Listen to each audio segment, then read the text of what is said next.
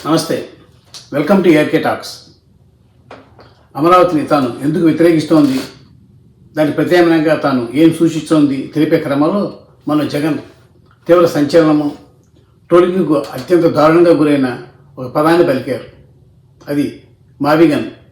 దాదాపు గంటన్నర పాటు జరిగిన ప్రెస్ మీట్లో జగన్ చెప్పిన ఇతర విషయాలన్నీ కూడా ఒక పక్కకు పోతే వాటన్నింటిలోకి కూడా ప్రముఖంగా తీవ్ర చర్చనీయాంశమైన మాత్రం ఆయన పలికిన మావిగన్ అనే పథకం. ఈ మావిగన్ అంటే ఏంటో మనం ఇప్పటికే చూసాం అందరం కూడా.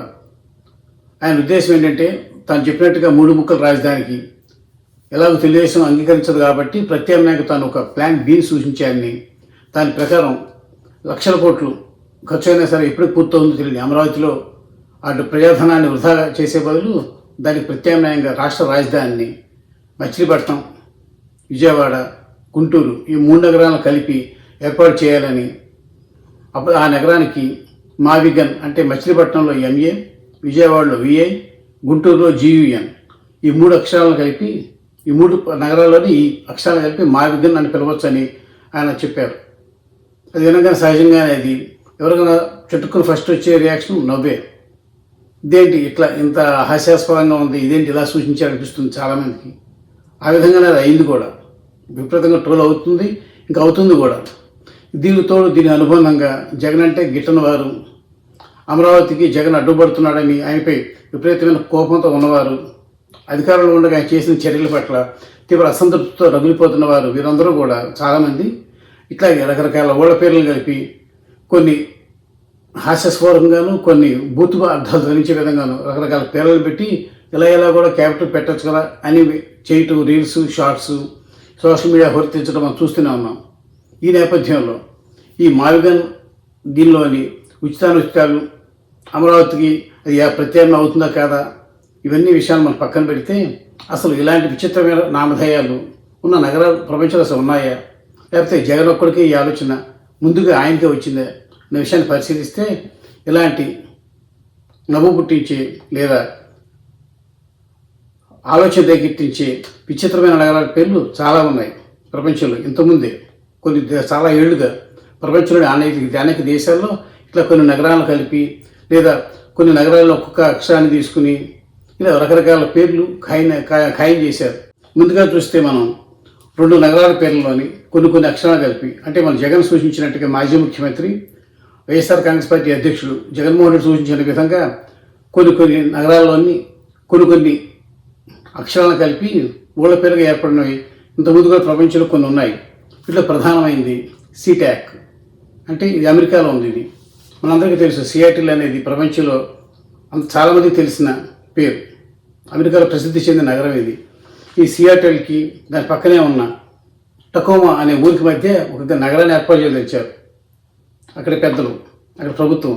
ఆ నగరానికి వారు పెట్టిన పేరు ఏంటంటే సీటాక్, అంటే సియాటిల్లోని స్పెల్లింగ్లోని SEA, టకోమాలోని TAC 2 అక్షరాలు కలిపి ఈ 6 అక్షరాలు కలిపి దానికి సీటాక్ అని నామకరణం చేశారు.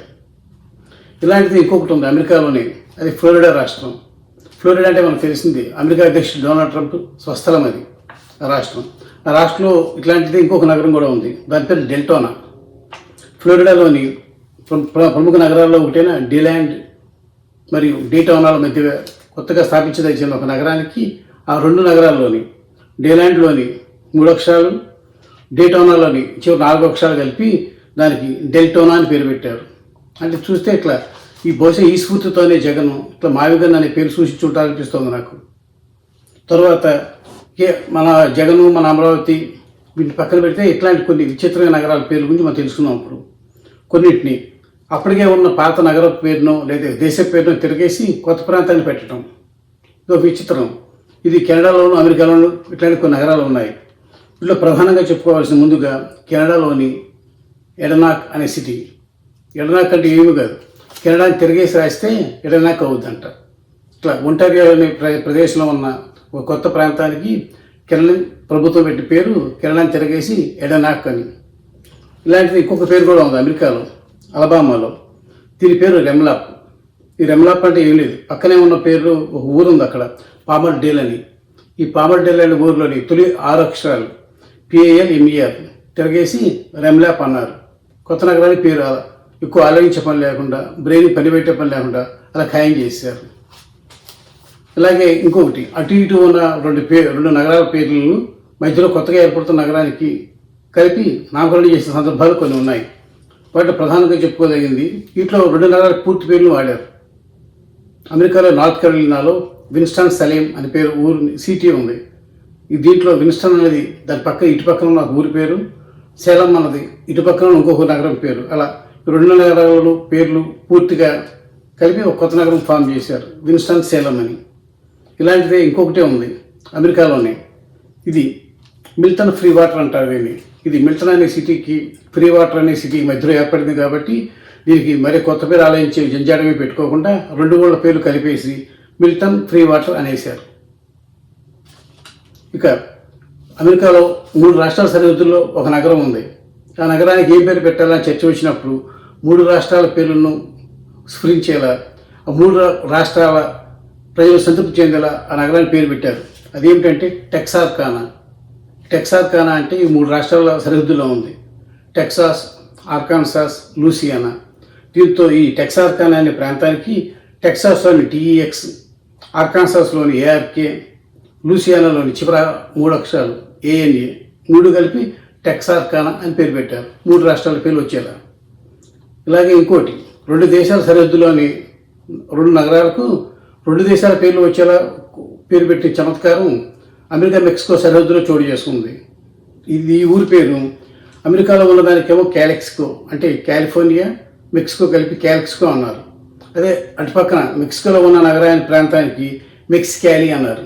మెక్సికోలో ఉంది కాబట్టి మెక్సీ, పక్కన కాలిఫోర్నియా, అమెరికాలోని కాలిఫోర్నియా ఉంది కాబట్టి క్యాలి, మెక్సికాలి అన్నారు. ఇట్లా ఇన్ని చెప్పిన తర్వాత ఇంకో విచిత్రమైన పేరు కూడా మనం తరచుగా వాడుతూ ఉంటాం. మన దేశంలో ఇట్లాంటి పేర్లు, కొన్ని వెరైటీ పేర్లు 2 ఉన్నాయి, చాలా ఉన్నాయి. ప్రధానంగా 2 చెప్పుకుందాం. మనం ప్రధానంగా చెప్పుకోవాల్సింది నోయిడా గురించి. నోయిడా అంటే ఏదో అనుకుంటాం, NOIDA. నోయిడా అంటే దాని సంక్షిప్త నామం. అది దాని పూర్తి అర్థం ఏమిటి అంటే new Okhla industrial development authority. ఈ 5 మాటల్లోని తొలి అక్షరాన్ని తీసుకుని NOIDA, నోయిడాగా నామకరణం చేశారు.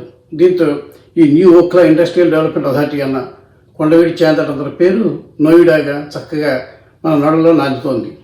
ఇంకా ఇంకొకటి, మన హైదరాబాద్ సంగతి చూసుకుంటే ఇక్కడ మిథాని అనే ప్రయోగం ఉంది, ఊరు, ఓ ప్రాంతం.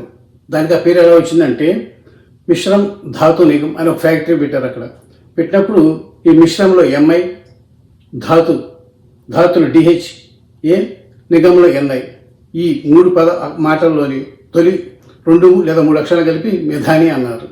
ఇట్లా రకరకాల విచిత్రమైన పేర్లు ప్రపంచంలో చాలా ఉన్నాయి.